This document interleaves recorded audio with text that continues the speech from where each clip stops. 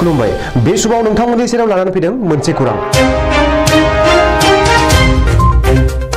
धेमाजि जिल्ला जनाय दखरा दुलाराय बर' फरायसा आफादनि बानजायनायाव आरो जनाय हालामनि गासै माहारियारि आफादफोरनि हेफाजाबजों जयपुर गामिनि जयपुर बर' गुदि फरायसालिनि गेलेग्रा फोथाराव बोहैथि बोसोरनि 7 आरो 8 मे खालाराव साननैनि हाबाफारिजों खुंजानाय खुंगा गुथि रंजालि बैसागु फोरबो फालिथाया खुंफुंजायो। रुंसारि बसन्त गयारि गोसोखां हारिमु बिलिफांखौ बेखेवनानै होयो मुंदांखा फावखुंगुर बिथोनगिरि प्रबिन बर'आ। हाबाफारि बायदियै रंजालि बैसागु फोरबो फालिथायाव गाहाय आलासि महरै बाहागो लायो BKWSC नि गाहाय खुंगिरि मिहिनीश्वर बसुमतारी। आलासि महरै बाहागो लायो BKWSC नि मासिगिरि डक्टर गाम्बारु मोसाहारि, UBPO नि आफादगिरि मनरन्जन बसुमतारी, गाहाय नेहाथारि पीताम्बर ब्रह्म, एबसुनि सुबुं फोनांजाब नेहाथारि बड'सा ब्रह्म, बर' थुनलाइ आफादनि मावफुं सोद्रोमा भूमिधर बर', जनाय जिल्ला बर' थुनलाइ आफादनि आफादगिरि दिलीप बसुमतारी, धेमाजि जिल्ला एबसुनि आफादगिरि लकेन बसुमतारी, गाहाय नेहाथारि उदां बि बड'सा, धेमाजि जिल्ला आबोबनि आफादगिरि फुलेश्वरी दैमारी, MSC नि EM नरेश खुम्बां बिथांमोनहा।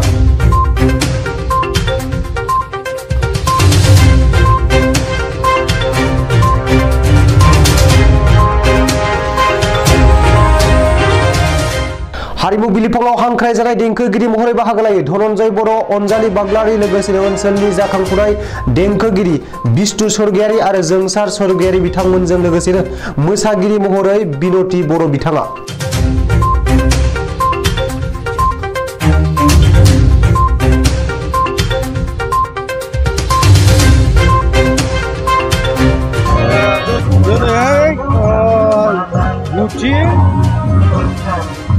जनाय दखरा रंजालि बैसागु फोरबो फालिनाय आरो जनाय दखरा दुलाराय बर' फरायसा आफादनि बानजायनायाव साननैनि हाबाफारि लानानै बे जयपुर बे मोनसे हालामाव दिनै साननै हाबाफारि लानानै बैसागु फालिनाय जादों। बेवहाय फैनो मोननानै गुबैयै आङो खोब गोजोननाय मोनदों। मानोना बेवहाय बुंनांगोन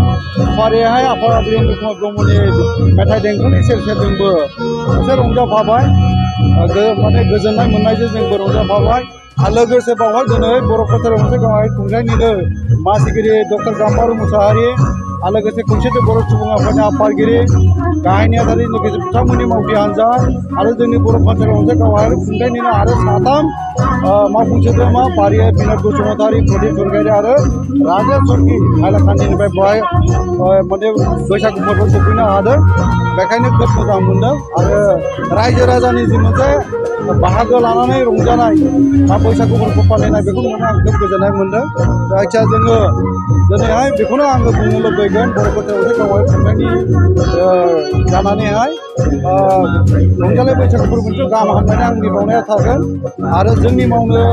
गोनां जे मावनो लानाय हाबाफारिफोर बेखौ जोङो सानलाय हलाय बोरैहाय मावनो हायो। जोंनि हारिमुखौ दिनै बैसागुखौ रंजानाय फालिनायजों लोगोसे बुहुमनि फैसालिसिम लांनायनि जोंहा जि बिबान दङ आरो बर'नि राव हारिमु थुनलाइ बा जोंनि बे हारिमुखौ गेवलांसार होनायनि जि मोनसे गिदिर बिबान, बे बिबानखौ जोङो बयबो आइ आफा बिदा फंबाय बिनानाव जोंनि जाखांबोनाय इयुन जोलैफोर बयबो सांग्रां साग्रिद जायोब्ला जों सानसे समाव जोंनि हारिमुनि आंगो बर'नि खाम सेरजा सिफुं जथा सेरजा गंगोनानि जे रिंखांनाय रैसुमै देंखो, बे देंखोजों बैसागु रंजायो फालियो जों मोसायो, बेखौ जोङो बुहुम फैसालिसिम लांनो हाथारगोन होनना फोथायनाय दङ। आरो बाथ्राया बेनो बड'फायाबो जोंनो सोमावसारनि सेरजों फोरोंलांदों, जोंनो मोन्थोर होलांदों। बर'नि राव थुनलाइ हारिमु रांखान्थि राजखान्थि मोनफ्रोमबो दिगावनो जोङो रोंगौसार जानांगोन, जोङो गोख्रों जानो हानांगोन, लेखा फरायनाय समाव फरायनांगोन, जोङो बिदिनो गेलेनाय समाव गेलेनांगोन, रंजानाय समाव रंजानांगोन, बिदिनो जोङो आबाद मावनाय समाव मावनांगोन। बेफोर बाथ्राफ्रा बोथोरजों सोमोन्दो दङ आरो जोंनि मावनो लानाय हाबाफ्राबो बोथोरजोंनो सोमोन्दो दङ बेखौ जोङो फारि फारि बोरैहाय मोजाङै मावफुंलांनो हायो बेनि थाखाय जोंनि साननो गोरों माखासे सानसुमैफोर बा जोंनि आइ आफाफोर आरो जों माहारि आफादनि दैदेनगिरिफ्रा ज' जानानै खौसे जानानै जेब्ला जोङो हारिखौबो अनसायनानै हारिखौ गोरबोजों मोजां मोननानै जोंनि हारिनि राव हारिमुखौ फोथांनो थाखाय बयबो गोसो गाथारनानै सिगां फैयो बिबान लानानै खामानि मावलायलायो बावहाय जाफुंनि जेबो बाथ्रा गैया सानसे समाव जोंनि थांखि थानायाव जों सहैथारगोन बे मिजिंखौ जों लानो हायो जोङो सुबुं हिसाबै जोंहा मिजिं दङ जोंहा थांखि दङ जोंहा सिमां दङ बेफोरखौ जोङो थांखि मिजिं सिमां बेफोरखौ थांखि समाव जोङो सुफुंनो हागोन मोनफुंगोन बे मिजिङा जों सिगांलांगोन बिदि बाथ्राफोरखौ लानानै बे आयदाफोरखौ लानानै जोङो जि मोनसे गोहो मोनबाय दिनै बर' फसंथान गावारि खुंथाइ मोनबाय बिनि दारैहाय जों मा मावनो हायो मा होनो हायो बेखौ जोङो सावरायनायनि गेजेरजों जोङो नाजालांबाय थानो आरो जोङो खौसे थायोबा जोंहा मिजिं दङ जोंनि दैदेनगिरिफोर जोंनि जायफोरखौ जोङो राजखान्थि दैथायहरदों जोंनि MP MLA मन्थ्रि बा जोंनि माखासे पन्सायतनि दैदेनगिरिफोर बा बिदिनो जोङो जायफोरखौ जोङो राजखान्थियाव हरनाय जादों बे मानसिफोरखौ जोङो जोंनि हारिनि बा सुबुं समाजनि बा सुबुं माहारिनि मोजां खामानि मोननो जों दैथायहरखादों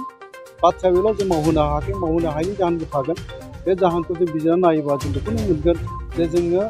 जोंनि गेजेराव खौसेथिखौ जोङो एसेल' सुबुं अनजिमानि बेखौ रायजो जानाय जि मोनसे लोरबां हालोदाव रायजो जानानै दङ जोङो जि मोनसे अलखद गोनां मुलुगाव रायजो जानानै दङ बावहाय खौसेथिया जेब्लाबो जोंनो गोनां जागोन आरो खौसेथिनि गेजेरजों जेब्ला जोङो माहारियारि आफादफोर जोंनि रायजो राजाफोर बयखौबो लानानै खामानि मावनो हायोबा जोङो नारसिननानै जोङो दैदेनगिरिफोर बा जोङो सरकारनि जि मोनसे अनसुंथाइफोर बा जोङो बिथांखिफोरनि जि मोनसे जोङो खाबु मोननांगौ बेखौ जों आदाय खालामनो हानाय जागोन बाथ्राया ओंखायनो मेसेजआ आं बेखौनो होनो लुबैगोन रादाबा बेखौनो होनो लुबैगोन जोंनि रायजो राजानो जे जों खौसे जानांगोन जायखि जेखि थासारियाव फैयाथों मानो जोङो खौसे जाथारनांगोन नङाब्ला जोङो गुबुन हारिजों गोबां सुबुं अनजिमा थानाय गुबुन हारिफोरजों जोङो बिदिनो बेसेन होजानाय नङा बा जोङो जि मोनसे थांखि बा मिजिं लानानै जों खामानि मावनो नागिरदों बेफोराव जोङो जेब्लाबो हेंथाजों मोगा मोगि जानांगौ बे सैथो बाथ्रा ओंखायनो खौसेया जोंनि थाखाय बर'नि गेजेरजों जेरैबो गोनांथि दं मानोना जों मिथिगौ इउनाइटेड इन स्टेन्ड डिभाइडेड इन फल बे बाथ्राफोरखौ जों मोनथिसेयावबो गोरोन्थि खालामबाय थायो जों गोरोन्थिनि उनाव गोरोन्थि गोबां गोरोन्थि खालामबोबाय ओंखायनो दा सुद्रायनांगौ जों रेक्टिफाइ खालामनांगौ आरो गोग्गो गोथार लामा लानानै जोङो हारिनि थाखाय बर'नि थाखाय मोजां हाबा मावनो थाखाय सिगां लानांगोन सैथो लामाजों जोङो आगान सुरनानै हाबा मावलांगोन